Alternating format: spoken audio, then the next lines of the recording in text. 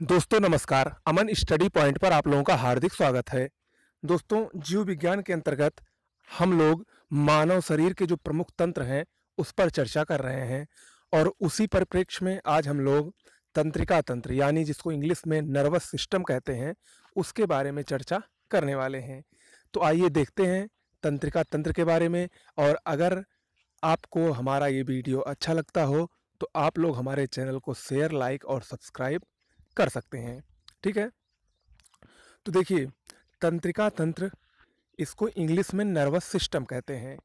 ये दो भागों में विभक्त होता है, यानी तंत्रिका तंत्र के अंतर्गत शरीर के दो प्रमुख भाग आते हैं। पहला है मस्तिष्क यानी ब्रेन और दूसरा है मेरुरज्जु यानी स्पाइनल कॉर्ड जिसको हम लोग कहते हैं।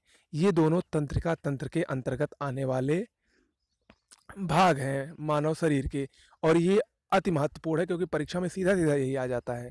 ओके, चलिए अब हम इनके बारे में अध्ययन करते हैं। सबसे पहले और सबसे ज़्यादा महत्वपूर्ण है मानव मस्तिष्क। और मानव मस्तिष्क कई भागों में बटा है। जैसे मेन रूप से वो 3 भागों में बटा है।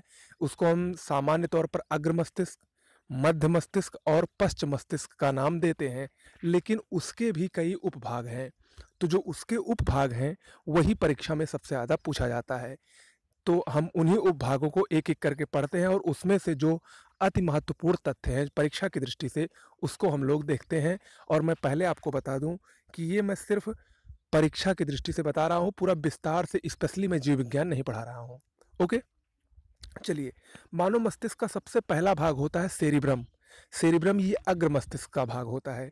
सेरिब्रम ये मानव मस्तिष्क का सबसे बड़ा भाग होता है और मानव मस्तिष्क का सबसे ज़्यादा विकसित भाग भी होता है। ठीक है, तो सेरिब्रम क्या होता है? मानव मस्तिष्क का सबसे बड़ा भाग। याद रखिएगा, परीक्षा में आता है मानव मस्तिष्क का सबसे बड़ा भाग सेरिब्रम तथा मानव मस्तिष्क का सबसे विकसित भाग सेरिब्रम होता है। और इसका कार्य क्या होता है या इससे कौन कौन सी क्रियाएं होती है हमारे शरीर में, हमारे जीवन में? सेरिब्रम जो होता है ये बुद्धिमत्ता और स्मृति का केंद्र होता है। यानी जो कुछ हम पढ़ते हैं वो हमको याद रहता है, या जो कुछ हम पढ़ के समझ लेते हैं, या जो बुद्धिमत्ता होती है, बच्चे जो बहुत बुद्धिमान होते हैं वो किसके कारण होता है? वो सेरिब्रम के कारण ही होता है। जिसका सेरिब्रम जितना ज़्यादा विकसित रहेगा उतना ही ज़्यादा उसकी बुद्धि ज़्यादा तेज रहेगी, उसकी याददाश्त ज़्यादा तेज होगी, उसकी समझने की क्षमता भी उतनी ज़्यादा अच्छी होगी। तो यानी सेरिब्रम ये मानव मस्तिष्क का सबसे बड़ा भाग एवं सबसे विकसित भाग है तथा ये बुद्धिमत्ता और स्मृति का केंद्र होता है। ओके, चलिए, दूसरा है सेरिबेलम। दूसरा क्या है? सेरिबेलम। सेरिबेलम ये मस्तिष्क का दूसरा सबसे बड़ा भाग होता है। सेरिबेलम ये मस्तिष्क का दूसरा सबसे बड़ा भाग होता है और ध्यान रखिएगा ये पश्च मस्तिष्क का भाग होता है। ठीक है, सेरिबेलम का कार्य क्या होता है? सेरिबेलम शरीर का संतुलन और ऐच्छिक पेशियों का नियंत्रण करता है। ठीक है, सेरिबेलम जो हमारे शरीर का संतुलन बनाए रखता है और जो हमारे शरीर की ऐच्छिक पेशियां होती हैं यानी जिनको हम अपनी मर्जी से हिला डुला सकते हैं, जैसे हाथ, पैर, ये ऐच्छिक पेशियां हैं, तो इनका नियंत्रण बनाकर रखता है कौन? सेरिबेलम। अगला मस्तिष्क का भाग है हाइपोथैलेमस। हाइपोथैलेमस ये भी अग्र मस्तिष्क का भाग होता है। और ये जो हाइपोथैलेमस होता है इसका कार्य क्या होता है? ये भूख, प्यास, पसीना, प्यार, घृणा आदि की क्रियाएं हाइपोथैलेमस द्वारा ही संपन्न होती हैं, या उसका नियंत्रण हाइपोथैलेमस द्वारा ही किया जाता है। यानी भूख जो हमको लगती है, जो प्यास, जो पसीना आता है, जो हमारे विभिन्न प्रकार की क्रियाएं होती हैं जैसे प्यार, घृणा और खुशी का इजहार करना, क्रोध करना, गुस्सा करना, इन सब का नियंत्रण कहाँ पर होता है और इन सब का केंद्र क्या होता है? हाइपोथैलेमस होता है। ओके, उम्मीद करता हूँ कि आप लोगों को अच्छे से समझ में आ रहा होगा। चलिए, अगला भाग है मेडुला ऑब्लांगेटा। मेडुला ऑब्लांगेटा ये मस्तिष्क का सबसे पीछे का भाग है, यानी ये पश्च मस्तिष्क का भाग है।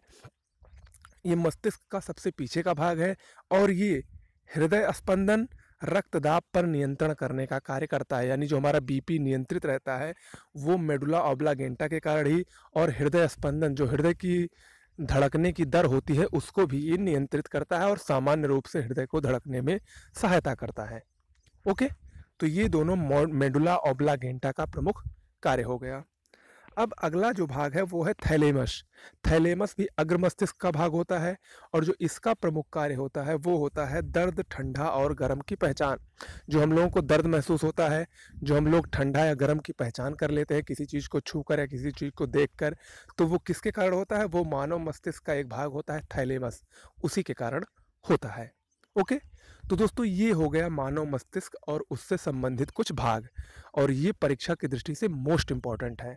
ओके, चलिए अब हम आगे देखते हैं। इसका जो दूसरा भाग है मेरुरज्जु यानी स्पाइनल कॉर्ड, जो तंत्रिका तंत्र नर्वस सिस्टम का दूसरा भाग स्पाइनल कॉर्ड या मेरुरज्जु है, उसका कार्य क्या होता है? ये प्रतिवर्ती क्रियाओं का नियंत्रण करता है। अब प्रतिवर्ती क्रिया क्या होती है? देखिए, प्रतिवर्ती क्रिया साधारण भाषा में जो अचानक होने वाली क्रियाएं होती हैं उनको प्रतिवर्ती क्रियाएं कहते हैं। जैसे किसी सांप को हम देखें, अचानक से किसी सांप को देखा और हम लोग डर गए, तो यही क्या है? प्रतिवर्ती क्रिया है, यानी अचानक होने वाली जो क्रिया है। तो इसी को नियंत्रित कौन करता है? मेरुरज्जु, स्पाइनल कॉर्ड। ओके, चलिए अगला कुछ फैक्ट है। तंत्रिका ऊतक की इकाई किसे कहते हैं? तंत्रिका ऊतक की इकाई न्यूरॉन को कहा जाता है। ठीक है, अगला है एक यंत्र है ईईजी यानी इलेक्ट्रोइंसिफेलोग्राफ। इसका कार्य क्या होता है? इसका कार्य होता है मस्तिष्क के कार्य का पता लगाना। मस्तिष्क संबंधी ये यंत्र है इलेक्ट्रोइंसिफेलोग्राफ। ध्यान रखिएगा इसका फुल फॉर्म भी और ये क्या कार्य करता है, किससे संबंधित है। ओके, चलिए अब हम लोग कंकाल तंत्र के अंतर्गत जो इम्पोर्टेंट फैक्ट है, खासकर मानव शरीर में कितनी हड्डियां पाई जाती हैं, कहाँ पर कितनी, इसको हम लोग देखेंगे और ये भी परीक्षा की दृष्टि से महत्वपूर्ण है।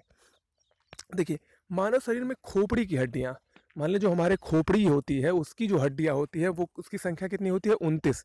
सीधा सीधा पूछता है कि मानव शरीर में खोपड़ी की हड्डियों की संख्या कितनी है, तो आप लोगों का जवाब क्या होगा? 29। अब इसमें भी बंटवारा है। इसमें देखिए, इसमें मस्तिष्क में 8 हड्डी होती है, कान में 6 हड्डी होती है, और कान में ही, ध्यान रखिएगा, कान में ही एक हड्डी होती है स्टेपीज, जो कि मानव शरीर की सबसे छोटी हड्डी होती है।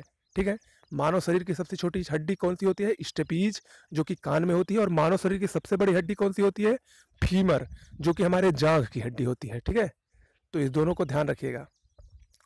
तो खोपड़ी की हड्डियां 29 हैं, इसमें मस्तिष्क में 8, कान में 6 और चेहरे में 14 हड्डियां होती हैं। और गर्दन यानी हायड, हायड एक हड्डी होती है, गर्दन की एक हड्डी होती है। ठीक है, समझ में आया? ओके, चलिए उसके अलावा स्टर्नम, स्टर्नम छाती की हड्डी को कहते हैं। स्टर्नम की संख्या कितनी होती है? 1 होती है मानव शरीर में। फिर अगला है पसली, ये मोस्ट इंपॉर्टेंट है। मानव शरीर में पसलियों की संख्या 12 जोड़ी होती है, ध्यान रखिएगा। पसलियां 12 जोड़ी यानी कुल मिलाकर 24 होती हैं या 12 जोड़ी होती हैं। अगला है कशेरुक दंड या रीढ़ की हड्डी।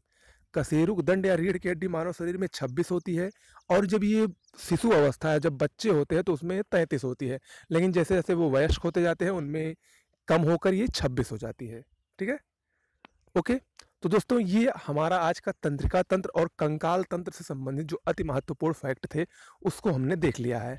ठीक है, आगे ऐसे ही ज़्यादा से ज़्यादा 4 से 5 वीडियो और बचे हैं, और आपका 2 सब्जेक्ट यानी जीव विज्ञान और पॉलिटी दोनों कवर हो जाएगा, दोनों तैयार हो जाएगा। तो आज के लिए इतना ही। ऐसे हमारे साथ बने रहिए, और अगर आपको हमारा वीडियो अच्छा लगा हो तो प्लीज़ आप लोग इसको ज़्यादा से ज़्यादा शेयर करिए। ओके, धन्यवाद।